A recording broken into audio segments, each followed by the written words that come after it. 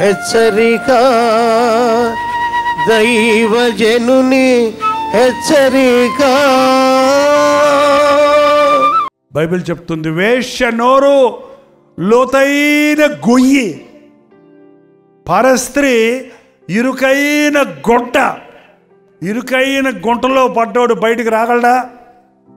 లోతైన గొయ్యిలో పడ్డోడు బయటికి రాగలడా? దావీదు అనే భక్తుడు, సంసోను అనే బలవంతుడు, సొలొమోను అనే జ్ఞాని అలాంటి గోతుల్లో పడ్డారు. అయ్యయ్యో, యవనస్తుడైన సంసోను పడ్డాడు, కుటుంబీకుడైన దావీదు పడ్డాడు, వృద్ధుడైన తర్వాత కూడా సొలొమోను పడ్డాడు. జాగ్రత్త. అపవాది ఈ రోజున అనేకులను అల్పకాల పాప భోగముతో ఆకర్షిస్తున్నాడు. దేవుడు వాడిని పైకి లేపాడు. దావీదు అంటున్నాడు, నాశనకరమైన దొంగ ఊబిలో నుండి, ఎక్కడి నుంచి లేపాడండి? నాశనకరమైన దొంగ ఊబిలో నుండి ఆయన నుండి పైకి లేపి బండపైన పాదాలు స్థిరపరిచాడు. నేను చెప్పే ప్రసంగం అంతా అందరికీ కాదు, కానీ ఎవరి కోసమో దేవుడు చెప్తున్నాడు. సోదరుడా, అది నీ కోసమేనేమో పరిశీలించుకో. డాక్టర్ దగ్గరికి వెళ్తే అందరికీ ఒక జబ్బు ఉండదు. అందరికి ఒక జబ్బు ఉంటుందా? ఒక్కొక్కడికి ఒక్కొక్క రకం జబ్బు ఉంటుంది. ఒక్కొక్కడికి ఒక్కొక్క రకం జబ్బుకి ఒక్కొక్క రకం మాత్ర రాయాలి, ఒక్కొక్క రకం మందు వేయాలి, ఒక్కొక్క రకం టెస్ట్ చేయాలి.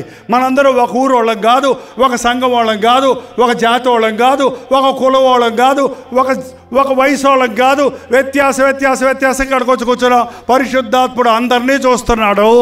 అందరి అవసరలతో తీర్చుటకు దేవుడు ఆశిస్తూ ఉన్నాడు. మీరు చెప్పేది మాకు అక్కర్లేదంటే కాసేపు మూసుకో చెవి. కానీ నీకు చెప్పేది నీకు వచ్చినప్పుడు తెరో. ఇవాళ నీకు అక్కర్లేదేమో, రేపటి సంగతి ఆలోచించుకో. పడ్డవాడిని లేపడానికి కాదండి ప్రభు ఉంది, పడకుండా కాపాడేవాడు ఆయన. అడలే చెప్పండి ఒకసారి. ఎందుకు చెప్పారో చెప్పండి చూద్దాం. పాడిన తర్వాత లేపుతాడు దేవుడని, పడతాడు నేను ఆ పాపంలో ఈ పాపంలో, ఆ రొచ్చులో, ఈ పెంటలో, ఈ పెడాకుల్లో అంటారు ఏంటండి? పడకుండా ఉండడానికి, జాగ్రత్త పడడానికి. నాశనకరమైన గుంట ఉందిరా బాబు. దావీదే పడ్డాడు రా నాయన. నేను పాస్టర్నంటున్నావు, పెద్దోళ్ళంటున్నావు, గొప్పోళ్ళంటున్నావు, పరిశుద్ధులంటున్నావు. సొలొమోను లాంటి జ్ఞానే పడ్డాడు రా బాబు. రేపేం సబ్బుతో నీకేం తెలుసు? జాగ్రత్త. నీ కళ్ళు జాగ్రత్త, నీ ఒళ్ళు జాగ్రత్త, నీ బతుకు జాగ్రత్త అని పరిశుద్ధాత్ముడు హెచ్చరిస్తున్నాడండి మనల్ని. అలాంటి భయముతో వణకుతో నా బతుకుని కాపాడుకుంటూ మీకు చెప్తున్నాను నేను. మచ్చ తెచ్చుకోవద్దు జీవితానికి. దెబ్బలు మాంతాయి కానీ మచ్చలు పోవు. దావీదు భక్తుడి పాపం క్షమించబడింది కానీ మచ్చ పోలా. అందుకే చాలామందికి ఎగతాళి ఇంకా అతను అంటే. పడకుండా కాపాడుతాడు దేవుడు నిన్ను. ఎండిపోలేదు, నేను ఇవాళ పచ్చగానే ఉన్నానన్నావేమో. ఇవాళ పచ్చగానే ఉంది ఈ చెట్టు. 10 రోజులు నీళ్ళు పోయకపోతే ఇది ఎండిపోద్ది. ఎండిపోయిన తర్వాత ఏడిస్తే ప్రయోజనం ఏంటండి? ఎండిపోకుండా చూసుకో. బతుకు పాడైపోయిన తర్వాత ఏం ప్రయోజనం అండి? పాడవకుండా జాగ్రత్త పెట్టుకో. ఒకే జీవితం మనకి ఇవ్వబడింది, త్వరలో అది గతించిపోతుంది. దేవుని ముందు నిలబడి శరీరంతో చేసిన ప్రతి దాని కొరకు మనం దేవునికి లెక్క చెప్పాలి. దేవుని మాటలను పెడచెవిని పెడితే ఇవాళ నేను బాగానే ఉన్నానులే అనుకుంటే రేపటి సంగతి. శోధన కాలములో నీవు అపవాదిని ఎదురించడానికి వాడి తంత్రాలు ఎరుగుండాలి, వాడి కుయుక్తులు ఎరుగుండాలి. అపవాదిని జయించుటకు ఆధ్యాత్మికంగా బలపడి ఉండాలి. అయ్యా పాస్టర్ గారు, మేము సమాధుల్లోకి వెళ్ళాక మా సమాధుల తోటికి వచ్చి మీరు ప్రసంగం చేయండి అని అంటారేమో. ఇక ఏం ప్రయోజనం అండి? ఎలాగా సమాధులు తెరబడతాయి? యేసై వచ్చినప్పుడు ప్రతి సమాధి తెరబడుతుంది. మృతులైన వారు తిరిగి లేస్తారు. దేవుని సింహాసనం ముందు నిలబడాలి. ఈ దేహముతో జరిగించిన ప్రతి దానికి ఆయనకి లెక్క చెప్పాలి. అప్పుడు సారీ ప్రభువా, క్షమించిన ఆయన, ఇంకెప్పుడు ఇలా చెయ్యను ప్రభువా, ఇక నుంచి జాగ్రత్తగా ఉంటాను ప్రభువా అంటానికి లేదు. ఇక లేదు. ఒక్కసారే మృతి నొందుదురు, తర్వాత తీర్పు. అందుకే తీర్పు తప్పించుకోవడానికే దేవుడు ఈ వర్తమానాలు మనకి ఇస్తున్నాడు.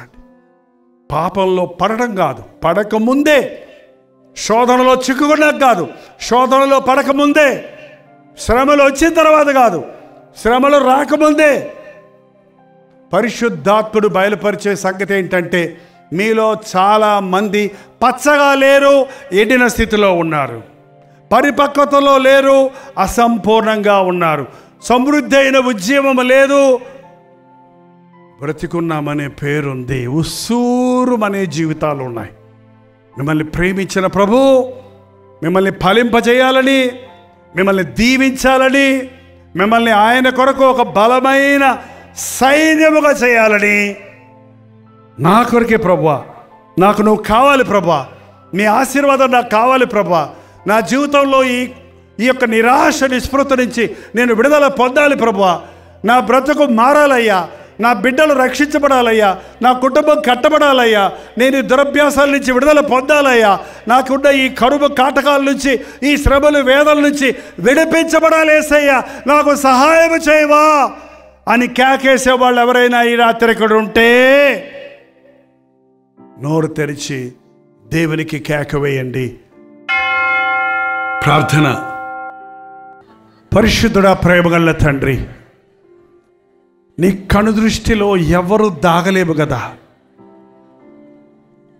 నేను సమీపము నుండి చూచు దేవుడను మాత్రమేనా, దూరము నుండి చూచు దేవుడను కానా? నాకు కనబడకుండా రహస్య స్థలంలో దాగలిగిన వాడు ఎవడైనా ఉన్నాడా